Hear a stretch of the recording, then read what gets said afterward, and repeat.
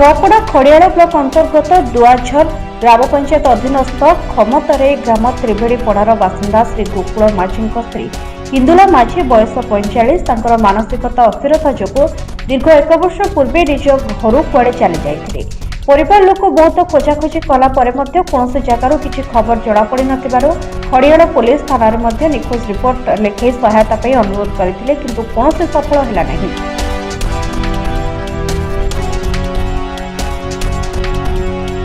शेष हताश हो खोजाखोजी नक चिंतार भांगी पड़ते केउ जगह कौन हो फेरी आसबार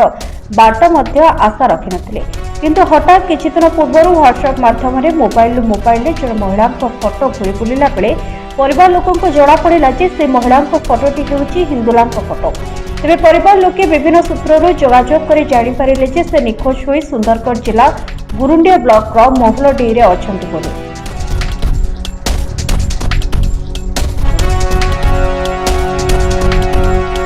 परिवार लोके से ठिकଣା जानिला परे ग्रामर पूर्वतन मेंबर को सहायता पाई गए तापरे गंडा समाज सर्कल सेक्रेटरी को गोकुल तांको स्त्री को अणाजिबा पाई सहयोग करंतु बोली कहिथिले एवं दुआझर ग्राम पंचायतर सरपंच को गोकुल माझी सहयोग मागिथिले जे तांको स्त्री को सुंदरगढ़ आनिबा पाई हेले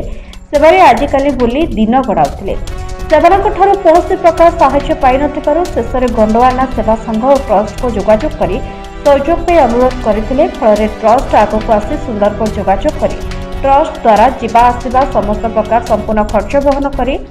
ट्रस्ट युव सदस्य जदुमणि पुटा और नवीन माझी तांको सह स्वामी गोकुल माझी को सांगर ने सुंदरगढ़ जाइथिले।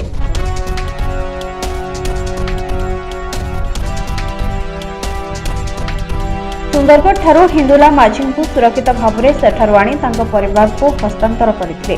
इस समय गोकुल माझी प्रकाश कले गंडवाना सेवा संघ ट्रस्ट सहयोग करनथिले